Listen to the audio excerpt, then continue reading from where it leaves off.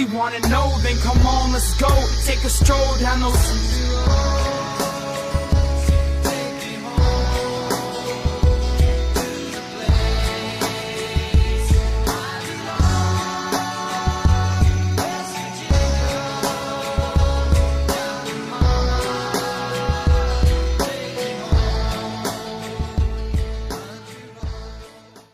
What's going on, Mountaineer fans? You are tuned in to another edition of the Country Roads Webcast, brought to you by Trio 4 Productions. Here today on this edition to recap the West Virginia Mountaineers' 6th game of the 2018 football season. This is our first time doing this after a loss this season, so bear with us. You know, we're fans as well, and this is a show always by the fans, for the fans, so we'll try not to sound too somber and too downtrodden as we go through this thing. We're going to do a little bit differently here than we traditionally have done our recap shows. Going to be a little bit less focus on stats. We're not going to name our players of the game or our plays of the game like we traditionally do. We're just going to focus on this game a little bit, what went down, and then we're going to focus on the season going forward, some concerns that came out of this game, and what the season still holds for the Mountaineers going forward, and how to look at it maybe from a positive side, but a lot of negatives to look at as well. So we're just going to talk about what went down and what to expect going forward, and how we feel about it here on the Country Roads Webcast. So let's get right into it.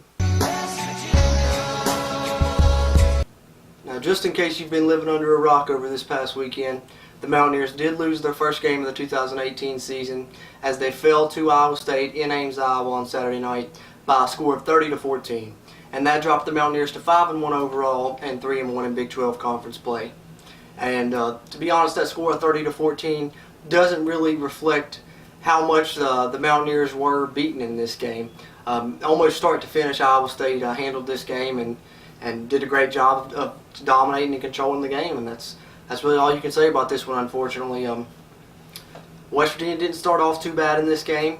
They didn't get anything going on the first offensive drive, but then they forced Iowa State into a 3-and-out, and then they ended up forcing a pick too. So the first 4 plays for the Mountaineer defense was a 3-and-out and a turnover.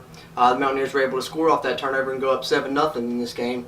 But that was pretty much where the bright spots ended. Iowa State would answer and then score 20 straight, go up 20-7. Just before the half, the Mountaineers blocked a field goal to make it 20-14, and that's where the score stayed for most of the second half, as the defense held their ground, not allowing Iowa State to score and give the offense plenty of chances to score a game time touchdown or actually take the lead with an extra point at 21-20. But that score stayed at 20-14 up until midway in the fourth quarter. Iowa State finally scored again, made it 28-14, and then added a safety late to get our final score of 30-14.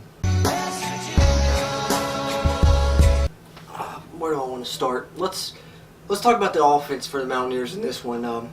Just because that's the biggest negative takeaway, the most negative takeaway, and rightfully so. The offense for the Mountaineers in this one was virtually non-existent. They put up 152 yards of total offense only, and that is the lowest total yards that West Virginia team has put up since 1995.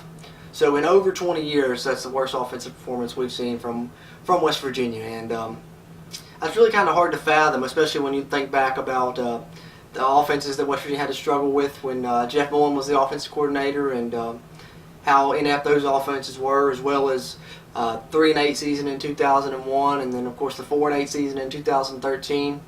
In any of those seasons, in any performances throughout those seasons, West Virginia had more offense than they did in this game, and that's really troubling, and it's hard to fathom, as I said, just because what West Virginia possesses on offense. You know, a Heisman candidate quarterback going into the season, a Blitnikoff Finals receiver from last year, other good wide receivers, good running backs in the backfield, and so it's almost impossible, you would have thought, for West Virginia to have this terrible of an offensive performance with an offense that they have. And you know, Iowa State got to tip their hat to them. They had a good game plan, but also West Virginia didn't really adjust to the game plan well. We'll get more into that as we go forward, but flipping over to the defense for West Virginia in this one, the defense, you know, they gave up some yards. They did. They gave up, I think, 500 total yards to Iowa State, but they also settled in after the first half of play. And, you know, the Iowa State's first few drives, they aside from what I mentioned earlier, the 3-and-out and the interception. Iowa State's first few drives, they drove down the field and scored. Defense had a lot of trouble tackling David Montgomery for Iowa State. He was back in this game, and that guy's really impressive, as he always has been. He had 189 yards rushing, and the West Virginia defense was in there on him, and they had him looked like dead to rights in the backfield all the time, and he would just slip and break multiple tackles. So tackling was the biggest issue for the defense in this one. But you can't really put this loss on the defense, I don't believe. Yeah, they gave up some points in the first half, and they gave up some yards, but the defense is also probably the main reason the West Virginia stayed in this game as long as they did and had a chance in this game still yet into that second half, because, as I mentioned, this offensive performance was bad. And to kind of put it into perspective, if the defense doesn't get that interception, the offense probably doesn't get that touchdown. And the other touchdown for the team came on a blocked field goal that they picked up and ran back in for a touchdown. So without those big plays by the defense and special teams, do the Mountaineers get shut out in this game? I think it's a good possibility. So the defense really kept West Virginia in this one, so you can't really complain too much about the defense in this one, just because of the fact that they did what they were supposed to do, especially in the second half of this game when the score was 20-14. They kept it at that score the entire third quarter until almost halfway through the fourth quarter, and the West Virginia offense had plenty of chances to drive down and take the lead in this game and just could not manufacture any offense whatsoever. Longest drive of the game for West Virginia was 5 plays. The offense did not have a drive that went longer than 5 plays or went longer than 44 yards. And that's just inexcusable, especially when you have an offense with the talented players that West Virginia has. And it was really tough to watch on Saturday night to see that team do that. The big thing for me that there's a few big things really that I think led to this offensive struggle. But I mentioned on our preview show going in that the X factor in this game would be West Virginia's offensive line. And that proved to be the case, as they did not step up in the way that they needed, and the offensive line could not protect Will Greer. They couldn't get a push on the interior for any inside run plays. And it really hurt this team and hurt this offense greatly, as I was afraid that it would. And so, West Virginia has to figure out something on the offensive line going forward. And if they want to turn this thing around and still compete for a Big 12 title like they have a chance to do, they're going to have to figure something out on this offensive line. Still a question mark halfway through the season. That's not a good sign. And we'll talk more about that here in a little bit. Another thing that is concerning, I think, is that the offense almost showed an inability to adjust and to make anything happen throughout this whole game, Especially in that second half when West Virginia was only down 6, you just kept feeling like, all right, they're going to get it this drive, they're going to get it this drive, they're going to figure it out. And they never could, and that's really troubling, because Iowa State, they had a great game plan, but like Coach Holgerson said in his post-game press conference, they didn't really do anything magical to stop what West Virginia does. Yeah, they had a lot of sacks and a lot of tackles for a loss, but you can look at their performance the week before against Oklahoma State. They sacked Oklahoma State 7 times, and they had 16 tackles for a loss. In this game, they sacked West Virginia 7 times as well, the same number, and had 9 tackles for a loss. So, in that game against Oklahoma State, they had the same amount of sacks they had against West Virginia, 7 sacks. So Oklahoma State struggled as well with this Iowa State defense. But somehow Oklahoma State found a way to move the ball and get some yards and score some points. They scored 42 points in that game, even despite giving up 7 sacks, just like West Virginia did. And with the weapons that West Virginia has, there should be no way that West Virginia can't do the same thing and find a way to manufacture some yards and manufacture some points. And that's really troubling that you didn't see that, and almost like they didn't make the proper adjustments. I don't know really what to say about that. You can say it falls on Jake Spavital, and it falls on the coaching staff in general, and maybe rightfully so. But something's going to have to get figured out there, and this team's going to have to show a way to make adjustments. And if the game plan's not working, throw the game plan away and find out what's working and go with that, because it seemed to me just like West Virginia stuck with whatever their game plan was into this one. I think they felt like they'd be able to big play Iowa State a lot, and that wasn't the case. Iowa State defensively, they didn't, like I said, they didn't do anything magical. What they did was they dropped 8 people into coverage, and they rushed 3.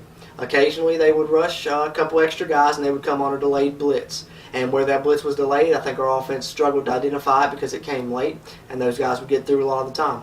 In that coverage where they dropped 8, they would have 3 deep and had play 5 underneath. When you're playing like that, you're not going to be able to get anything over the top. You're not going to be able to get these slow developing plays, these longer pass plays that West Virginia seemed to be looking for in this one. You're going to have to work the short passing game, work over the middle, crossing routes, slants. And I think that's what's most troubling in this one is West Virginia didn't do things that they found success with throughout this season. They didn't even attempt them, and I think that's what's most troubling for a lot of fans, and had me scratching my head as well. And and then things that in this game that West Virginia did find success with play call wise, they didn't stick with. They went away from and kept trying to do the things that weren't working as they had shown throughout the game. And talk more about that later, and more about the play calling and Jake Spavital himself as an offensive coordinator coming up a little bit later in the show as we talk about the season going forward and some of these concerns. But a lot's been made about this loss to a 2-3 Iowa State team, and I think that from the outside looking in, yeah, they lost to a 2-3 team. But I mentioned on our preview show and mentioned leading up to this game and a lot of conversations I had with people, this 2-3 record does not reflect how good this Iowa State team is. This is the best 2-3 team we're ever going to see. Now 3-3, of course, but that's what I said. They were going to be the best 2-3 team you may ever see, and they proved that as well. They always play tough. They always play tight. And I'm going to give you some stats on this Iowa State team that show just how good they are, especially in big games. They're not your ordinary 2-3 team, and they've been way improved and improving more as this year has gone along. Iowa State has now won 2 of their last 3 games versus top 10 teams. Going back to last year, they beat number 3 Oklahoma and number 4 TCU. This year they beat number 6 West Virginia team this past Saturday. And they've also won 5 out of their last 6 games overall versus top 25 teams. So this Iowa State team is no joke, and they showed that last year. And if you watched this team play last year, you should have expected a tough game in this one with this Iowa State team, especially if you've watched them since Brock Purdy, the true freshman, took over at quarterback for them last week against Oklahoma State. Completely revitalized that Iowa State offense, completely changed this team. And Iowa State has been in every game this year. They only lost by 10 to Oklahoma. TCU had to beat them on the last-second field goal. And I'm a very firm believer that they're capable of beating anyone in this conference, and this conference is wide open going forward. And with Brock Purdy, Iowa State has a chance to end up near the top of this conference. And I also am a firm believer that if Brock Purdy's their starting quarterback for the whole season, they're probably sitting at 4-1 coming into this game against West Virginia instead of 2-3. And, maybe even better than that because they only lost to Oklahoma by 10 and were in that game up until the end. Oklahoma finally pulled away at the end, and that was with a different quarterback that's not near as dynamic as the one the Mountaineers had to face on Saturday in true freshman Brock Purdy, who's really transformed this Iowa State team. So, it's one of the things you keep hearing is West Virginia was a top 10 team and lost to a 2-3 team. Yeah, they did. That's right technically, but also technically this 2-3 Iowa State team's a lot better than that 2-3, now 3-3 record, and they're going to show that going forward in this season, I truly believe. And they have a really great football team, and you got to tip your cap to them because they earned this win. They dominated this game, and they did what they had to do. So that's just a little bit of my thoughts on this game, and I want to talk a little bit more about it as I talk about the season going forward, some of the concerns that came out of it. So let's talk about going forward from this game for West Virginia. Going forward, I want to talk about the offensive line. Mentioned it briefly a little bit earlier. That's the biggest concern for me going forward for this West Virginia football team. Offensive line, I mentioned, was going to be my X factor in this game. They didn't perform well.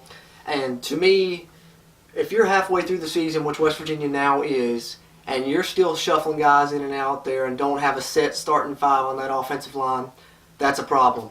And that's a sign of trouble, especially going forward, if you don't get that straightened up in a hurry during this upcoming bye week possibly. But, West Virginia's pretty much set everywhere, but that right guard position, we've seen 3 to 4 different people play that position and just rotating in and out throughout this season, and that's hurting West Virginia. The interior play of the offensive line in general has hurt West Virginia. The tackles have been pretty solid for the most part, but that interior play has hurt West Virginia, and I think that it is what it is at this point. You're halfway through the season. I don't know how much more it can improve. Hopefully one of these guys steps up and they at least can have a solid starting five at that offensive line going forward, because they're going to need it if they want to compete for this Big 12 championship and try and get to this Big 12 title game like they still have a chance. So to me, the biggest concern going forward is the offensive line play. And another concern that came out of this game, and a lot of things that you've heard. First of all, before I get into that, I want to talk about some of the crazy things I've heard coming out concern-wise from some of the fans. Bench Will Grier is a big one you've been hearing. He was 11 of 15, only threw for 100 yards. He held onto the ball too long in some cases, probably should have thrown it away and not took some of those sacks. But that's just ridiculous to me. Look what this guy's done for you. Look what type of caliber quarterback that he is. That's not even an option. You're not going to bench Will Grier unless the only way Will Grier's not going to play is if Will Grier gets injured. So just throw that out the window right now. Yes, he had a bad game. Yes, maybe he's had a couple bad games in a row, but I firmly believe that Will Grier will get it together and that he's a talented quarterback. And, this offensive line may have a little bit to do with that as well, more than people realize. So that's something that's just ridiculous. Not going to happen. Will Grier's not getting benched. People need to quit calling for that. That's crazy. Something about switching conferences. Also not an option. Does West Virginia fit in the Big 12 necessarily? Maybe not, but that's what conference they're in. That's what conference they got invited to. Personally, I always thought the ACC would have been the best fit, but the ACC didn't want West Virginia. The talk was that Duke and North Carolina thought that West Virginia's academics weren't good enough to be considered in the ACC. So they went with Syracuse, Louisville, and Pitt. And I'm sure going back now, if they could redo that decision, they would take West Virginia over pretty much any one of those three teams. West Virginia's in the conference that they're in. You probably won't see any more conference realignment until you hit probably about 2020, 2021. Somewhere in there you may start seeing some reshuffling, and who knows if the Big 12 will be around then even, in the capacity that they are now. But for now, West Virginia's in the Big 12. That's where they're going to be. Maybe it's not the best fit geographically, whatever. Maybe the team's tired from traveling. I've heard that a lot, but it doesn't matter. Everybody has to travel to Morgantown too. It's just part of the deal. You're 7 years into being in the Big 12 now. If you're not adjusted to it now, you're not going to be adjusted to it. That has nothing to do with it. It's nothing to do with the conference. West Virginia's in the Big 12. They're going to be in the Big 12. They need to find a way to win in the Big 12. So just throw that out the window as well. And then another thing that I've heard about is letting Dana go. Okay, that's whatever. Everybody's got their opinion on it. Fine. I'm a pro Dana guy here, but either way, I don't see Dana going anywhere after this year. He's got a really high buyout anyway. But I'm a pro Dana guy, and you can't just jump on your coach and say fire your coach after one loss. It just doesn't work that way. There was, I think, 7, 8 top 25 teams that lost this past week as well. And I highly doubt that there's next to any of them that are claiming to fire their head coach, change conferences, bench their starting quarterback, blah, blah, blah. Mentioned it before here on the show, mentioned it again. West Virginia has one of the most critical fan bases that there is, and they simultaneously have probably the best fan base in the country and maybe the worst fan base in the country in some aspects as well. And one aspect is always they jump to conclusions and want to do this and do that. And Dana may be the guy. I'm a big pro Dana guy, but you can't just say, well, we're going to lose now. I know this performance was abysmal. I know I'm right there with everybody. I agree 100% the team wasn't ready to play. Dana himself took the blame for it. But, there's still more games left to play in the season. Let's see how the season plays out before we start talking about firing coaches and all of that nonsense. Let's just see how the season plays out and go from there. I agree as much as anybody. West Virginia having Will Grier and having the team that they have, if they don't make the Big 12 championship game this year, it's a letdown for me. I said that before the season. I'll say that again. This type of team West Virginia has, they need to be in the Big 12 championship game. If not, the season's kind of considered a little bit of a letdown to me. Absolutely. But I also don't think you just write off a guy that's really built up your recruiting, built up your program, helped him build up your facilities, got a lot of these transfers in here, and has the team that loves him. The players love Dana, and I think that you got to ride this out. For one, you don't call to fire your coach after a single loss, just because of what you predict maybe will happen the rest of the season based off of one game. And First of all, let's ride this season out before you start calling for crazy stuff like that. Second of all, I don't think he's going anywhere. Not after this year. He's going to at least get some more time. And I'm a pro Dana guy, and I still believe in him and believe in this team. And that's my opinions on that aspect. And then the other thing that you've heard a lot about is Jake Spavital. And I want to get into this one because I'm not coming out and saying, okay, yeah, whatever, fire Jake Spavital. But I do have some points I want to make about Jake Spavital and since he took over as offensive coordinator at West Virginia. Okay, let's go back to 2015. Well, let's take it back further than that. Let's go back to West Virginia's early years in this conference when Dana was running the traditional air raid style type offense. West Virginia started off hot a couple years, and towards the end of the season, playing that finesse style air raid offense, it was like, the beginning of the season they would overwhelm teams, but then towards the end of the season, October, November, people had film on this scheme and stuff, and they could stop West Virginia, and West Virginia had no other alternate plan, and they would fall off toward the end of these years. That happened. Coach Holgerson's a smart guy. He started realizing that himself. So what does he do? He brings in Ron Crook to coach the offensive line from Stanford. Has Ron Crook teach this offense and install some power run games, some power run blocking concepts, and really adapt the offense into something different than just a pure air raid offense. Power is almost power run merged with air raid. And in 2015, Skylar Howard took over as the quarterback, and I think that was the right move because Skylar didn't have the best arm talent. And I was a big Skylar Howard fan. I think the guy had a lot of heart, but we can all agree he's not the most talented player in the world. And Dana knew that, and Dana showed the ability to adapt to what he had. And in 2015, he switched to that power run offense, as well as still using some air raid concepts in there as well. In that season, we seen West Virginia, they didn't start off as hot, but they didn't fall off towards the end of the season like they had in years prior. They went undefeated in November in that season. Flash forward to the next season, 2016, still got Skylar Howard, still running that same scheme with a year of it under their belt. That West Virginia team wins 10 games, loses 1 game in November. So when West Virginia installed this power run offense, merged with the air raid concepts, and got more gritty, more punch you in the mouth, less finesse, more hard nose, more blue collar, they lose 1 game in November over the 2 years. Okay. 2017, Dana decides he wants to take more of a CEO type role. Brings in Jake Spavital to call the plays for the offense. And, I don't know what everybody else thinking. My thinking was, okay, this could be a good move. I think that gives Dana more of a chance to oversee the team. And also, what I expected was Jake Spavital's a guy that has a good reputation coaching quarterbacks. He's coached a lot of great quarterbacks. So I said, okay, this is kind of to help Will Greer in this offense. And what I expected was to keep that power run and that hard-nosed attack that West Virginia had developed the past 2 seasons, and merge it even more with the air raid concepts and some different air raid concepts, and really just have a really versatile offense that's multiple with power run game and spread concepts and air raid concepts and some interesting stuff that Jake Spavital could bring into that offense and just kind of merge it. Well, 2017 comes. That's not what we see. I know that a lot of us looking back at last year claimed for Jake Spavital to run the ball more, and I think a big part of that is because of what we had seen the past 2 seasons and the success that West Virginia had in doing so. Jake Spavital kind of came in and just went basically almost back to that straight air raid finesse style offense that West Virginia was running in the early days of the Big 12. And entering in doing that,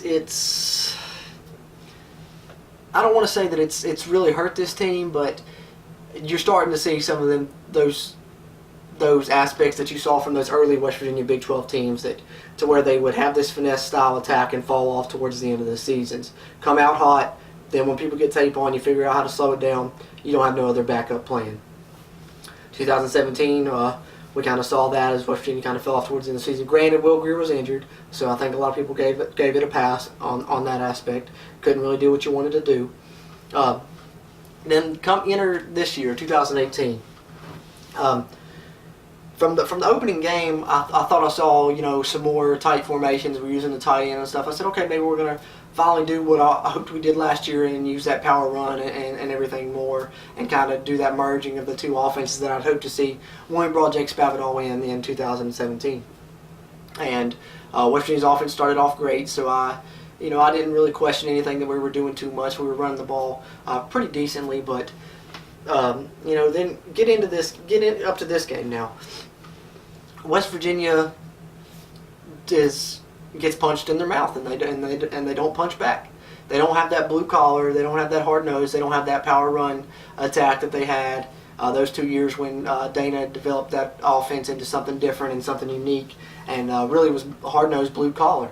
And now, to me, it seems like we've gone back to this finesse, just pure air raid offense that it works, up until people get film on you, and then people shut it down. Then what do you go to? And I'm not trying to say West Virginia should fire Jake Spavital right away, but I am trying to say that some things need adjusted. Absolutely, some things need adjusted. When you have an inept performance as you did in this previous game, some things definitely need adjusted, and some changes need to be made. What I saw in this game from Jake Spavital was not a willingness to adapt, and that's one thing you have seen from Dana Holgorsen, is a willingness to adapt to the personnel he has, change his game plan, halftime adjustments, to find out what works and use it. In this game, what I saw, West Virginia had some success running outside runs. They ran maybe a handful of them in the game.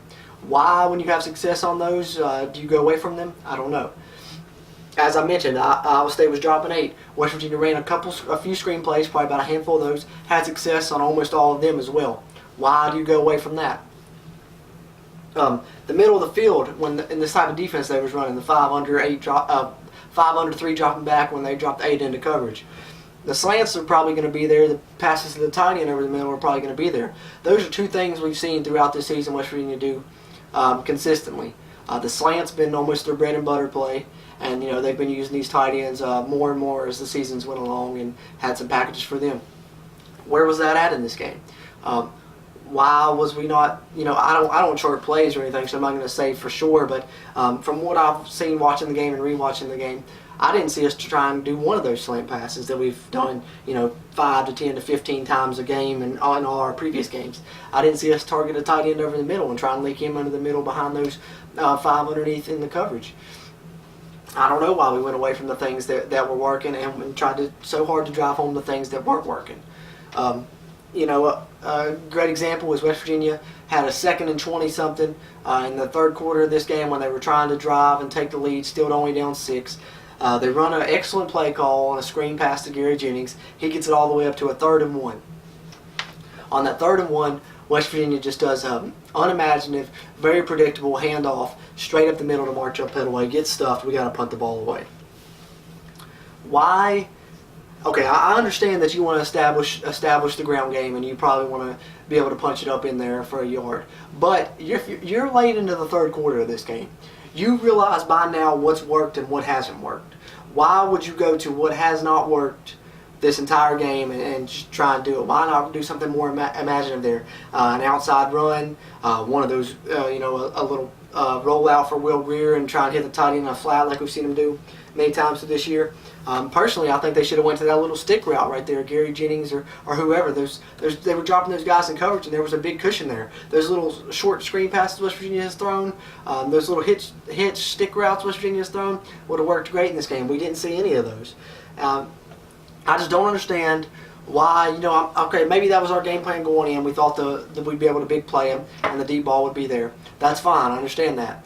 But why, when it didn't work for 2 quarters, would you stick with 5-step drops, slow developing pass plays, rather than quick hitting plays, slants, screens? And why would you stick with inside running when it hasn't worked for 3 quarters, and go away from outside off-tackle runs when they have shown success in this game? Kenny McCoy averaged over 6 carries in this game, every one of those good plays coming on an outside off-tackle run. So I just don't understand the inability to adjust that I've seen from Jake Spavital. And this game was was kind of a microcosm of what we've seen from Spavital the past 2 seasons, and I think there are definitely some questions there. And I think Coach Holgorsen's a smart guy. He sees it as well. You heard him in his post-game press conference say this is the worst offensive performance he's seen in his 30 years of coaching. And I fully expect, we may not see it in a game day scenario, might not be, be able to see him by us, but I fully expect Coach Dana Holgorsen to be more involved in this offense as far as game plan and adjustments going forward, although we may not be able to see it, and I think he's going to be more in Coach Spavital's ear going forward, and hopefully Coach Spavital shows the ability to adjust as well as Dana had to early on in his career up until that 2015 season when he finally adjusted and found out what would work and went with it. And I hope he's in Coach Spavital's ear, telling him to do the same. And I think that it may not be a thing where we see Coach Jake Spavital lose his job if this doesn't change. But I think if this doesn't change, in the coming games probably, that you may see Jake Spavital be offensive coordinator in name only and quarterbacks coach still, and see Dana Holgorsen take back over the play calling himself. I do believe that. And also purely speculation on my part, but I would hope that going forward, if the rest of these games throughout the season, if it doesn't change, that Coach Holgorsen doesn't continue to just trust that it's just magically going to change when it hasn't for 2 seasons, and he does something about it, and whether that be taking play calling back himself, or having to move on from Spavital, or maybe just demoting him to just quarterbacks coach only, I don't know. So it's just purely speculation on my part, but I know that Coach Holgorsen's a smart guy, and I don't feel like would let another person's downfall become his downfall as well, and be stubborn and stick to a coordinator hire that is not really having the results that it was supposed to have. And I think that he's going to make some adjustments in this bye week, and I think that hopefully we'll see this offense change going forward. And so that's just my perspective on the Jake Spavital issue, and at this point it has become an issue in my opinion. And I don't think we should fire Jake Spavital just yet, but I do think that hopefully Coach Holgorsen's in his ear, coaching him up a little bit maybe, and hopefully these rest of these games we see the offense adapt and do some different things and find out what's working and stick with it, and and have a willingness to adapt in game. I think is probably the biggest aspect that we need to look at going forward for Coach Jake Spavital as the offensive coordinator, because West Virginia still has a lot to play for this season, and they need to get some things cleaned up in this bye week, and hopefully they'll be able to do that. So that's just my opinion on some of the concerns coming out of this game, from Will Greer to the conference to Coach Holgorsen to Jake Spavital as offensive coordinator, and his play calling troubles, especially in this game against Iowa State. Continuing on, talking about going forward, let's talk about injuries for a second. In this game, West Virginia had some injuries coming in, and we didn't see Letty Brown play. Supposedly he's going to be back after this bye week. Alex Sinkfield, we had heard was cleared, but we did not see him yet, so he must be cleared, but not quite 100%. Did not see him play yet either.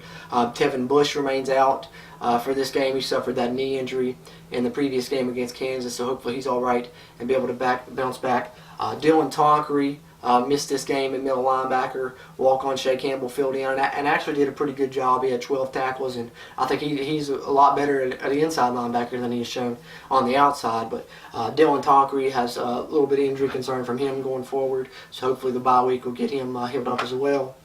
And then in this game, we saw Derek Pitts go down, and I hated to see that. He's really had the best games of his career recently in these past 2, and looked like a knee injury. What I've heard is that it's going to be put him out for about 4 weeks or so, maybe a little longer. So, hopefully he heals up, and hate to see that. But West Virginia does have some injury concerns going forward, but they also have some guys that are healing up and coming back. I'm hearing that Brendan Ferns is getting closer and closer to be able to play, and Quandarius Qualls as well may play in the final 3 games or so and still be able to redshirt him and have him back next season as well. So Qualls and Ferns still on the mend. May see them before the season is up. And some of these other guys hopefully will be coming back in Letty Brown, Dylan Tonkery, and Alex Sinkfield, and hopefully Derek Pitts heals up well as Tevin Bush. Let's talk top 25 polls. West Virginia losing to a 2-3 team.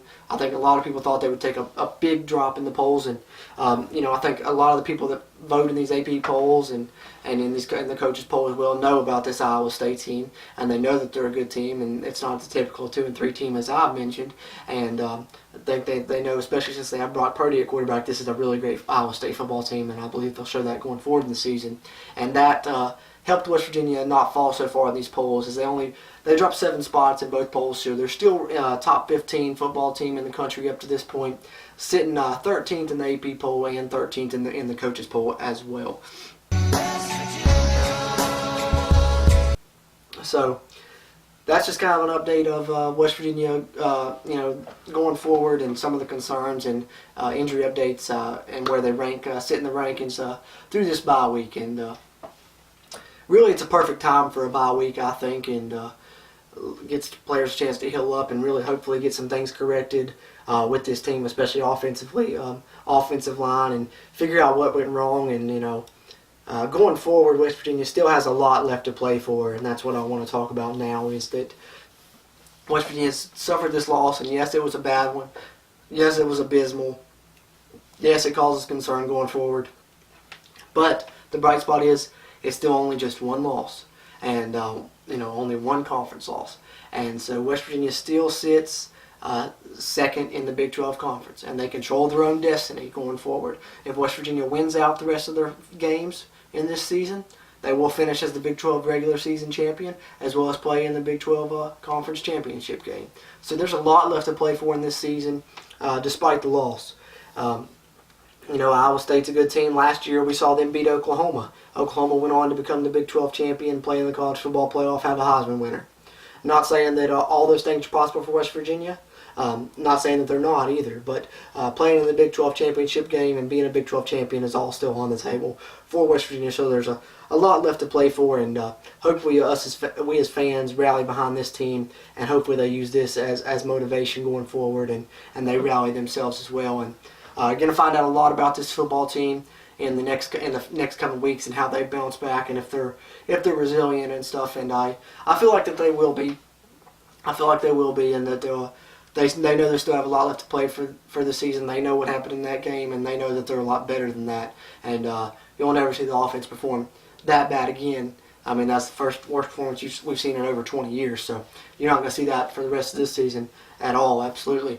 And I think that there's a lot left to play for, and just got to support the team and hope for the best going forward, and just let the chips fall where they may, and take it game by game. So, like I said, it's a perfect time for a bye week. We had hoped to have a little show here on the Country Roads Webcast coming throughout the bye week, but schedules are kind of crazy right now. I don't believe it's going to work out to be able to do so, but got some things in the works, so be on the lookout for those. And then we'll still be coming early next week, actually, with our Game 7 preview show to preview the game against Baylor, as that's a Thursday night game. So our show will be releasing early that week. And looking forward to that one, and a great time for the bye week, and hopefully West Virginia can get healed up and get some things corrected and come out and play strong on a Thursday night contest in Morgantown against Baylor in this next game, and hopefully finish this season strong as well. But be sure and follow us on our Twitter page, as we provide updates on there, live tweets during the games, things like that. And we're also hoping to start a new segment coming soon where we feature the fan base's questions and comments and respond to them here on the podcast. So be on the lookout for that, and send us your thoughts, comments, questions, and we'll address them here on the podcast going forward on future shows, hopefully. So follow our Twitter page if you don't already. You can find it by searching our Twitter handle at WVU Country Roads, and great coverage from the Country Roads Webcast there as well. And hopefully see the Mountaineers bounce back and still have a good season, as all their opportunity and everything's still right in front of them as far as this Big 12 Conference is concerned. So we'll see what happens going forward, and hoping for the best. That being said, this has been the Country Roads Webcast, brought to you by Trio 4 Productions. As always, I'm your host, Jordan Cruz, and until next time, let's go Mountaineers! Are you ready to party?